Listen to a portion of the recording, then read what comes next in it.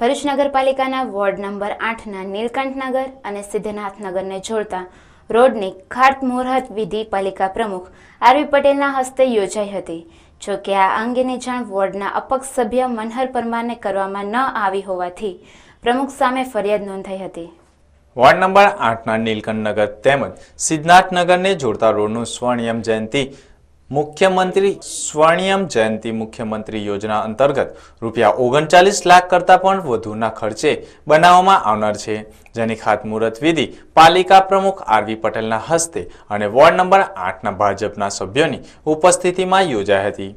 આજરોજ સ્વર્ણિમ જયંતિ મુખ્યમંત્રી શહેરી વિકાસ યોજના હેઠળ ભરૂચ નગરના નીલકંઠ નગરનો મુખ્ય રસ્તો અને સિદ્ધનાથ નગરના મુખ્ય રસ્તા અને આંતરિક રસ્તા પેટે રૂપિયા 39,41,900 રૂપિયાના ખર્ચે આજે આસફાલ્ટ રોડ બનાવવા અમે જઈ રહ્યા છે અને આ જે રોડ બને છે તેનો વાહન ચાલકો અને વટે માર્ગો શ્રેષ્ઠ ઉપયોગ કરે, સાથે આ જ્યારે કામ શરૂ થાય ત્યારે એમાં તમારા બધાનો સહયોગ પણ મળતો રહે એવી એક વિનંતી કરું છું। અસ્તુ ભારત માતા કી જય, વંદે માતરમ।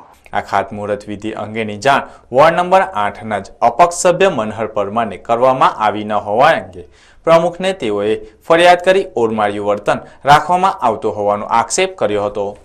મારા કામ માટે મારી ઓફિસે 5 વ્યક્તિ આવવા નીકળ્યો તો કલામંડી જ્વેલર્સ પાસે તોરું જોયું મેં, તો ત્યાં તપાસ કરતાં મને ખબર પડી કે અહીંયા ખાતમુહૂર્ત થયું, રોડનું ખાતમુહૂર્ત થયું છે। હું આ 8 નંબરના વોર્ડનો અપક્ષ તરીકે ચૂંટાયેલો સભ્ય હોવા છતાં મને આ લોકોએ કોઈ જાણ આપી નથી ને મને ખબર નથી। હું ત્યાં આવ્યો, ત્યાં પ્રમુખને મારી રજૂઆત કરી કે ભાઈ તમે કેમ આ રીતે જાણ નથી કરતા, તો એ લોકો કહે કે સૌરભ પટેલને મેં કીધું કે બધાને કહી દેજે। સૌરભ પટેલને પ્રમુખની રૂબરૂમાં કીધું કે ભાઈ મેં મનહરભાઈને જાણ નથી કરીને તમે મને મનહરભાઈને જાણ કરવાનું કીધું નથી। અમે